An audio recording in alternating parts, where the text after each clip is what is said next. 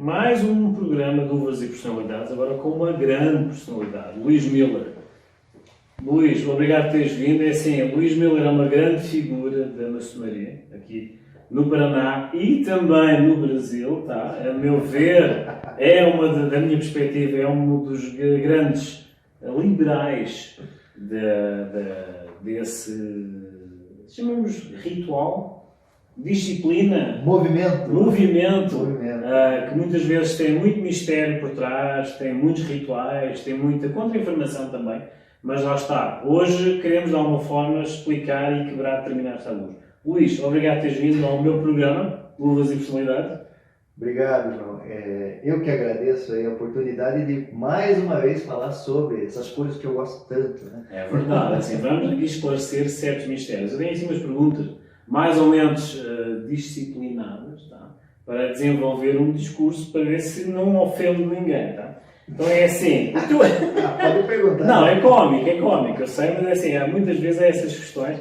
Mas diz-me uma coisa, tu tens um canal de esclarecimento sobre maçonaria, factos maçónicos. Isso. Uma pergunta, tens sentido da comunidade maçónica algum atrito ou alguma revolução por teres essa abertura para esse esclarecimento? Olha, o que eu tenho visto por parte a maçonaria é uma irmandade, né? Então nós nos tratamos como irmãos, né?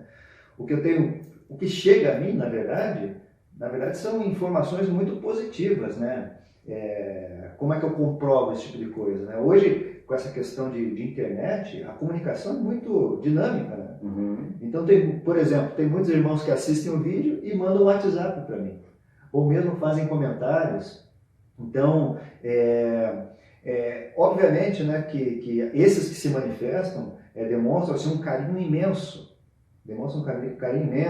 às vezes vem para querer tirar algum tipo de dúvida com relação a alguma coisa que eu falei, certo? E já são tantos e tantos vídeos que eu já fiz lá e pode gerar alguma coisa, me perguntam as coisas, então acabo virando uma espécie de um conselheiro, né? Dando as diretrizes, por ter uma experiência um pouco mais larga até nas instituições maçônicas, conhecer com um pouco mais de profundidade as questões estruturais.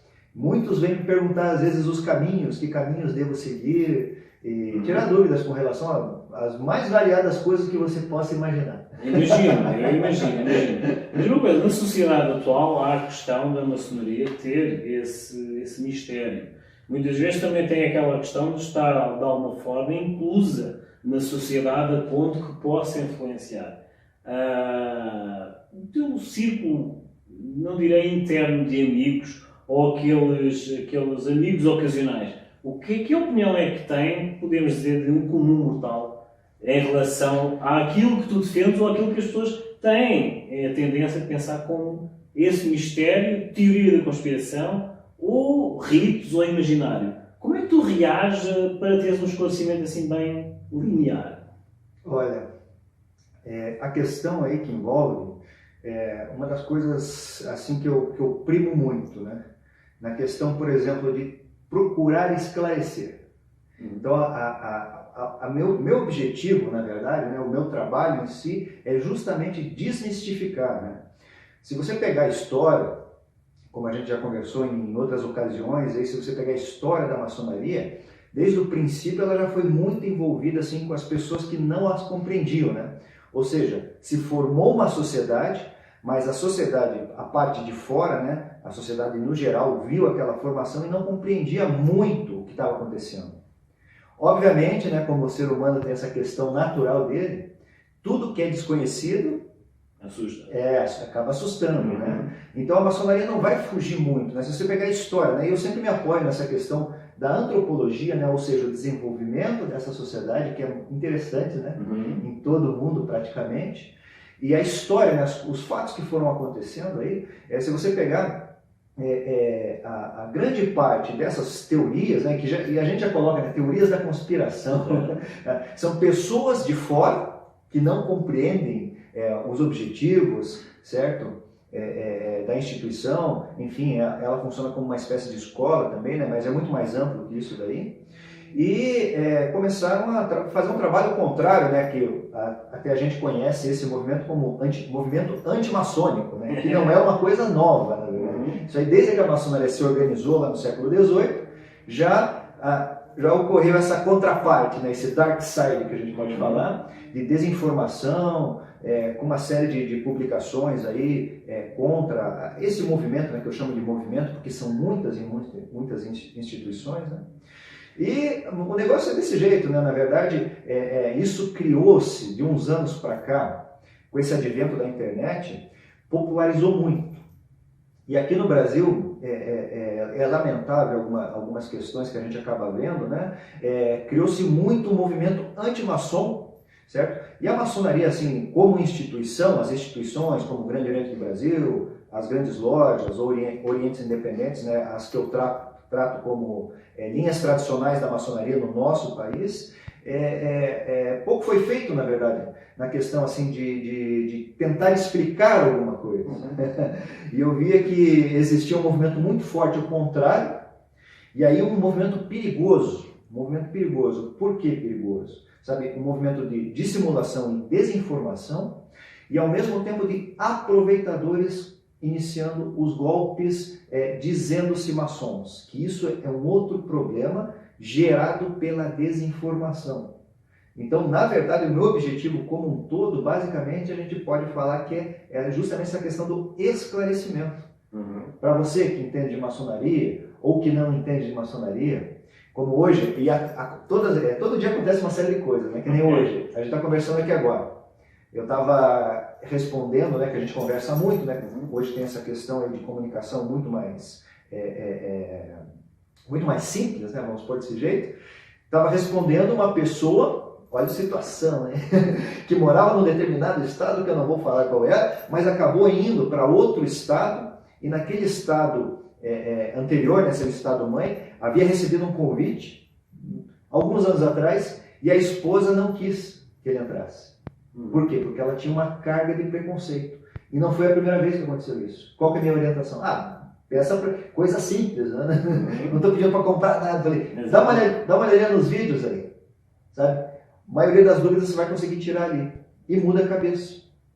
E daí ele falou, não, já fiz esse tipo de coisa, agora eu precisava de uma orientação, como é que eu me dirijo, com quem que eu converso. Então eu, por ser do Grande Oriente do Brasil, sempre recomendo, né? Então procure o Grande Oriente do Brasil aí no seu estado. Sabe? Tem o site na internet, então procura no estado, eles podem lhe dar informações mais precisas ali do processo interno, que cada estado vai ter a sua política, na verdade, né? Com relação à entrada de membros. Então, essa basicamente, assim, até matando assim, muitas dúvidas que as pessoas têm, essa aqui seria a resposta básica da questão. O teu fundamento de esclarecimento fez com que escrevas diversos livros, como estão aqui expostos, lá está, exatamente para ter essa questão de esclarecimento. Essa questão de esclarecimento, tu já abordaste essa questão, serve, e eu não direi que haja uma situação diretamente relacionada para, aspas, angariação de irmãos. Não. Há uma questão de esses proponentes irmãos têm uma curiosidade cultural, podemos dizer que seja cultural, de conhecer a maçonaria. Sim. Subentendes, pela tua perspectiva, que a maçonaria, tendo todo esse legado, e porque houve uma participação direta na evolução histórica mundial, que seja uma faculdade? Não tenho dúvida quanto a isso. Não tenho dúvida. A gente poderia colocar como uma faculdade de vida, né? Porque ali, assim, eu até tenho os meus jargões, né? Eu sou um cara assim que eu gosto muito desses ditados populares. Eu enxergo uma sabedoria assim e eu provoco a todo mundo que está assistindo aqui agora a fazer esse exercício de começar a refletir sobre o real significado dos ditados populares, né? Então, gosto muito dessa questão e de fato, a maçonaria é muito além, né, de uma escola, a gente pode pôr, né? Eu estava querendo dizer que ela seria uma espécie de micro do macro. Então ela é um pequeno corte da sociedade, onde você vai encontrar todos os benefícios, toda a cultura que a gente vê na sociedade, muitas vezes de uma forma muito heterogênea, naquele espaço. Ou seja, não são só coisas boas. Você vai encontrar pessoas extremamente agradáveis que você, imediatamente, a partir do momento que que cruza o olhar, você já vê, você parece que consegue alinhar com aquela pessoa, já rola aquele negócio que a gente chama no outro ditado popular, né? Que os anjos se alinham, né? Cruzou o santo, como é que é? Cruzou o santo, Cruzou o santo. cruzou o santo, os anjos se alinharam, né? Que tem aquele negócio que o meu anjo não bate. E tem pessoas também que o anjo não vai bater, né? Certo? Mas você acaba sendo exposto, na verdade, né, por conta da estrutura que é utilizada na ordem, que é uma reunião de algumas pessoas, na verdade, né? Elas têm a estrutura das lojas, que são estruturas independentes, e são as pessoas que fazem as reuniões, né?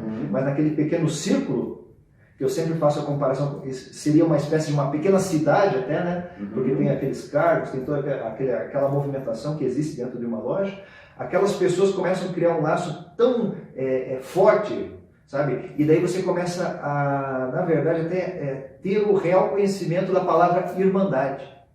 Daí você começa a desenvolver uma série de virtudes, como essa questão da irmandade, que não deixa de ser uma, mas a fraternidade, a caridade, certo? Você começa a criar mais empatia, né? Falando assim de virtudes de uma forma mais corriqueira, né? E depois, obviamente, se você for um estudioso, vai começar a desenvolver outras virtudes, né? Que são as virtudes teologais, como fé, esperança, caridade, temperança, prudência, justiça e força, que são as cardeais, né? Tem as teologais, fé, esperança e caridade. Temperança, prudência, justiça e força, que são as 7 virtudes que todo ser humano deveria parar, conhecer, refletir. E esse convívio dentro da loja, esse convívio maçônico, nos propicia a vivenciar muito dessas coisas. É um exemplo, né? E quando eu falo exemplo, nós temos dois lados do exemplo, né? Às vezes as pessoas são exemplos positivos e negativos. E por que eu estou falando isso? Não é uma crítica, é uma realidade. Por quê? A instituição é feita por homens, né? Então, todos nós temos as nossas falhas e estamos buscando nos aprimorar. Aí daí, se você faz um paralelo com essa perspectiva de uma escola, sem dúvida nenhuma você vai ver que é uma escola mesmo, né? Para manter essa disciplina, esse ritmo, essa questão familiar, chamamos assim, considera-se que a maçonaria seja uma sociedade discreta, não secreta. E agora vou na sequência do discurso que estavas a ter. Como é que tu encaras o feminino na maçonaria? Então, se a gente observar a perspectiva da ordem em si, né, eu sempre procuro tratar a maçonaria como um movimento mundial. Até lá no meu canal, lá, Fatos Maçônicos, né? Vai passar aqui no rodapé, tá? Todas as redes dele, né? Só procurar Fatos Maçônicos no YouTube, ou Luiz Miller, maçonaria já aparece. Mas eu sempre trato, né? Eu faço parte de uma instituição, né? Regular, reconhecida mundialmente, né? Mas eu procuro sempre trazer uma perspectiva macro da coisa. Então eu trato esse movimento, procuro esclarecer, e é complexo na verdade esse negócio, mas eu procuro trazer essa perspectiva assim, vamos pôr assim uma palavra bonita, holística da questão, certo? E o que eu quero dizer com isso? É que existem várias e várias vertentes da maçonaria. Nós temos a vertente conservadora de homens, vamos pôr desse jeito, né? Vertente, como eu falo, regular, reconhecida, o que eu chamo de tradicional, que traz a raiz, certo, de fato. Mas nós temos a vertente também de maçonaria que ocorreu lá na França em 1901, isso, Le Droit Humain, o direito humano, né? Existia um movimento lá de maçonaria feita por homens e mulheres, trabalhando juntos. E nós temos a outra vertente que seria a maçonaria feminina, certo? Mas existem mulheres dentro da maçonaria tradicional, né, como eu coloquei? Existe. São as nossas esposas, né? Que nem até aproveitando a situação aí, falando, né? Aqui, ó, tem uma revista aqui, é uma revista, um periódico, né? Do Grande Oriente do Brasil, certo? Da potência do Grande Oriente do Brasil, Paraná, que fala aqui das mulheres na maçonaria, né? Mulheres na maçonaria, sim.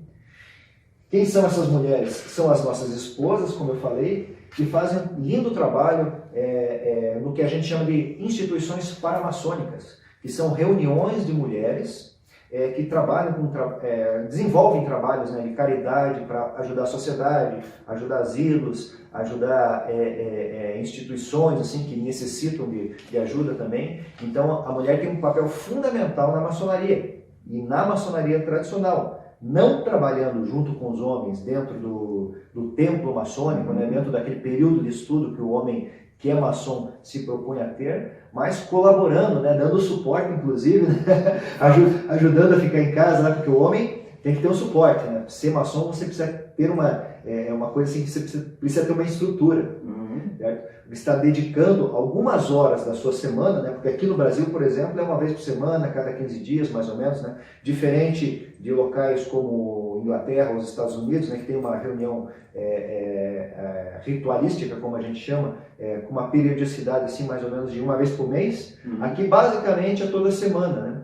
Então, o cidadão, né? No caso, o irmão maçom, deixa a sua esposa em casa, muitas vezes, né, à noite, né, que geralmente é o horário das reuniões, na grande maioria das lojas, mas existem exceções. Eu já participei de uma reunião 7h30 da manhã. 6h30 também, 6h30. Então, as mulheres dão aquele suporte, né, auxiliam e colaboram também para que o irmão vá lá, desenvolva-se, né, ou seja, até estude, colha aqueles frutos para ele mesmo e traga isso para o seu âmbito familiar. Todas essas virtudes que eu falei desde o começo ali, né, todo esse convívio nessa família nova que acaba aparecendo, que ele acaba recebendo lá, quando entra na maçonaria, ele acaba compartilhando dessa questão que a gente pode chamar de amor, né, que é uma palavra muito pouco compreendida no nosso idioma, né? Muito pouco compreendida. Ele acaba conhecendo uma outra vertente dessa palavra, e conhecendo isso daí, incorporando, como eu sempre acabo dizendo, né, também é um conceito que é muito, uma coisa que eu tenho muito bem conceituado comigo, essa questão, você acaba incorporando essa informação, podemos pôr, né, essa informação que você acaba recebendo, né, depois que você, eu tenho os meus jargões também, depois que você lê, né, que eu tenho ler, entender, compreender e fazer com que a informação faça parte de sua natureza. E se você pegar essa questão do convívio, né, uma questão empírica, e observar essa questão do amor, né, você leu, no caso leu, mas conviveu, ele aprendeu, entendeu, se você começar a especular sobre essa questão, compreendeu, com mais profundidade. E a partir do momento que essa informação faz parte da sua natureza, você torna-se aquilo. Isso é muito interessante, porque você se tornando aquilo lá, aquela informação, ou seja, no nosso caso aqui específico, o amor, você vai destilar pelo teu círculo interno. Isso vai ter uma influência muito benéfica em todo mundo com quem você tem contato, principalmente o âmbito familiar. Então ajuda bastante, sabe? Essa que a gente pode condensar em tudo isso que eu falei, uma espécie de expansão de consciência. E aplicar de alguma forma o conhecimento que vai adquirindo ao longo dessa faculdade. Sem dúvida. Isso é o ponto principal da ordem. O conhece-te a ti mesmo encaixa. Sim, né? Esse daí era um dístico lá do oráculo de Delfos, lá na ilha de Delfos, no templo de Apolo, na ilha de Delfos. Né? Conhece a ti mesmo e conhecerás os deuses e o universo. Então é bem por aí, né? Essa questão e o objetivo no final da maçonaria, né? Que todo mundo, eu tenho segredo, né? Qual que é o grande segredo da maçonaria? É o contexto iniciático, né? Que é uma questão. Mas qual que é o objetivo da maçonaria? A maçonaria, ela trabalha assim, a grosso modo, de uma forma muito, talvez, para o pessoal entender, ela trabalha com um aspecto que tende a levar o irmão a ter uma expansão de consciência. Uma coisa que muitas pessoas buscam hoje, né, mas não sabem por quê, né? E para que serve, né? Para que serve expandir a consciência? Se a gente conseguir entender esse contexto, ele é extremamente, talvez seja, eu acho que é a coisa mais interessante que as pessoas deviam buscar, né? Porque você ter consciência das coisas, e nesse contexto da maçonaria, você ser consciente lhe dá o poder de você trabalhar com toda a sua potencialidade. Você ser consciente, criar uma visão macro das coisas, num âmbito assim, muito holístico, vamos pôr assim, do nosso convívio, de tudo que a gente tem, você consegue concentrar as suas forças, sua atenção, né? Eu preciso. E daí, mas para que serve eu ter toda essa minha potencialidade à flor da pele? Controle? Eu quero, sei lá, estudar piano. Você vai conseguir desenvolver toda a concentração necessária para aquilo. Ah, eu quero aprender uma nova língua. Você vai estar apto, né, na verdade, a entender a sua natureza, né, como ser, certo? Entender a natureza que nos circunda, né, esse mundo fenomênico, né? Sabe? Nós temos os mundos internos, né? Não é tudo, e, obviamente, né, falando nesses aspectos invisíveis, né? A intenção é que a pessoa tenha uma percepção que existe muito mais do que os nossos 5 sentidos diretos podem captar, né? Ou seja, existe muito mais coisas aí do que a gente pode perceber muitas vezes, né? E você ser consciente desse tipo de coisa é um benefício fantástico, né? Você tem uma vida muito mais, em última instância, podemos pôr assim, mais harmoniosa, porque você se conhece e conhece o universo. Então as mazelas, vamos supor, você entende que são coisas que acabam acontecendo. Sabe? A gente, muitas coisas a gente tem, nós aprendemos, na verdade, a nos controlar. Uma pessoa consciente, ela tem controle sobre ela mesma, certo? E ela entende que tem muita coisa nesse mundo externo que você não tem controle sobre isso. Mas você acaba entrando assim a gente pode pôr até numa espécie de maré. Você entra numa maré como um oceano, você vai caminhando junto. Sabe? E vai entrando em ressonância com tudo isso que o universo tem a nos oferecer no final da conta, e você vai ver que é uma coisa maravilhosa, você viver em harmonia, né? Viver em harmonia consigo mesmo, sabe? Entendendo que existem dificuldades, obviamente, né? Se você pegar a história, que é uma coisa que eu gosto muito, né? Você vai pegar pessoas abençoadas, santos, né? Não tiveram problemas? Todos tiveram. Porque houve aquela questão de falta de compreensão ou falta de equilíbrio na expansão desse conhecimento. Não, até que você pega determinados santos que tiveram histórias assim de muito sofrimento, né? Você vai pegar por que esse cidadão, essa pessoa acabou sendo santificada? Santos, quando eu falo, né, me refiro justamente a um processo assim até burocrático, podemos pôr, onde a Igreja Católica Romana nomeia alguma pessoa como santificada, certo? Então ela cometeu, assim, no melhor sentido das palavras, alguma ação que a santificou, né? Então existe um processo, e aquilo é burocrático, e a pessoa acaba recebendo o que podemos chamar dessa honra até, né? Podemos pôr. E daí você vai observar a vida cotidiana dessa pessoa, muitas vezes passou por muito mais sofrimento do que a gente possa imaginar. Ou seja, é o reconhecimento de um esforço. Sim, de evolução. Também. Luís, estamos a finalizar. Tínhamos aqui como as cerejas, a conversa com as cerejas connosco, é assim, é o cacho. Agora é assim, 2 últimas perguntas. Primeira das últimas perguntas. Sim. Aquele que não sabe que é maçom, mas já o é, como é que ele se pode aproximar? Que conselho é que pode estar a esse proponente? Muitas pessoas hoje buscam, né? O meu conselho nessa questão é você parar. É você para um pouco, dar uma respirada, né? E procurar entender o que você quer, primeira coisa da tua vida, né? E daí pode vir a cair nessa questão que você está tocando. Aquele negócio de maçonaria me chamou a atenção. O meu conselho na verdade, a pessoa procurar entender melhor do que se trata isso daí. Porque, como você está vendo, é um assunto, de fato, bem complexo. A maçonaria é bem complexa. O movimento maçônico, assim, é um troço, assim, por isso que para mim é apaixonante. Talvez por causa da complexidade e até da dificuldade, né? E até do convívio que eu tenho com as pessoas. E você pode questionar os irmãos sobre determinadas coisas, né? O que é maçonaria, por exemplo. Você vai escutar as mais variadas definições. Isso é uma realidade, que eu já fiz a experiência. Mas para você, o que é a maçonaria? Eu fico escutando, né? Pergunto para o outro. E para você? Cada um vem com sua tese, que traz assim, essa carga de entendimento, né? Mas ela é um negócio muito amplo, sabe? E complexo. E daí, a minha orientação às pessoas que querem despertar para esse lado, obviamente, é buscarem mais informações. Aonde buscarem? Quero entrar para a maçonaria, por exemplo, né? Então, como eu falei, cada estado aqui do nosso país, né, possui 3 linhas tradicionais, 3 potências tradicionais, é o Grande Oriente do Brasil, você vai achar lá no seu estado, né? Só digitar lá, você mora em, sei lá, no Amazonas, Grande Oriente do Brasil, Amazonas, você mora no Rio Grande do Sul, Grande Oriente do Brasil, Rio Grande do Sul, Santa Catarina, a mesma coisa, Grande Oriente do Paraná. Em cada cidade, basicamente, a gente tem uma loja da maçonaria, certo? Ou da grande loja, né, do Grande Oriente do Brasil, da grande loja, ou do Grande Oriente independente, né, dos Orientes independentes ligados à Comap.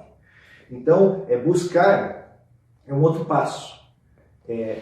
Buscar na internet hoje tem essa facilidade, né? Mas, obviamente, se você conhece alguém que faz parte da instituição, ir lá conversar com essa pessoa, tirar dúvidas a respeito de como que funciona, o que é de fato, né, como eu falei, e, obviamente, até externalizar, que é uma coisa comum, na verdade, né? Pouco falado, mas é comum, ó. O João é maçom, por exemplo. Eu não sou maçom. Queria saber um pouquinho mais sobre maçonaria, como que funciona esse negócio, como é que é o trabalho, qual que é o objetivo? Legal, gostei da sua explicação. Como é que eu faço para entrar? É super simples, na verdade, né? É uma coisa natural, E agora a última pergunta, mais intimista. Sim. Luís Miller, currículo, escritor, toda essa bagagem de cultura, o que é que os teus olhos dizem? A respeito do que? A pessoa encontra-te na rua, a pessoa conhece pela primeira vez, há uma primeira percepção de quem é Luís Miller. Eu acho que veio um cara muito louco. Muito louco, né? Acho que veio um cara muito louco, né? Porque eu tenho essa personalidade, talvez, assim, de um pouco mais expansiva, né? Diferente, né? Porque eu sou aqui de Curitiba também, né? Sou aqui de Curitiba, o pessoal, e sou descendente de alemão, né? Sou descendente dos dois lados da minha família, de germânicos. Fugiu então do padrão. Não, mas já me falaram o seguinte, me falaram assim, ó, você é um alemão da Bavária, sabe? Aquele cara lá do Oktoberfest, cara que gosta de festa, um cara expansivo. Então, não sei, sabe? Não sei. Não sei o que as pessoas acham, mas, enfim. Fica a hora do mistério, então. Fica um grande mistério, né? Luís, então é assim, as tuas redes sociais vão passar todas aqui no rodapé, tá? O teu canal também, Fatos Maçónicos no YouTube, fica aqui a referência. Luís, muito obrigado, tá? Lá está, eu gosto de trazer estas personalidades para rechear de conteúdo diferenciado, temas diferenciados, e lá está. Quebrar verniz, que eu também gosto. Isso. Luís, muito obrigado por teres vindo. Tá? Eu que agradeço. Tem aqui mais publicações, tem N livros, consultem, um grande set aqui ao meu lado. Vamos fazer então uma pequena pausa e já de seguida a sugestão da semana. Até já.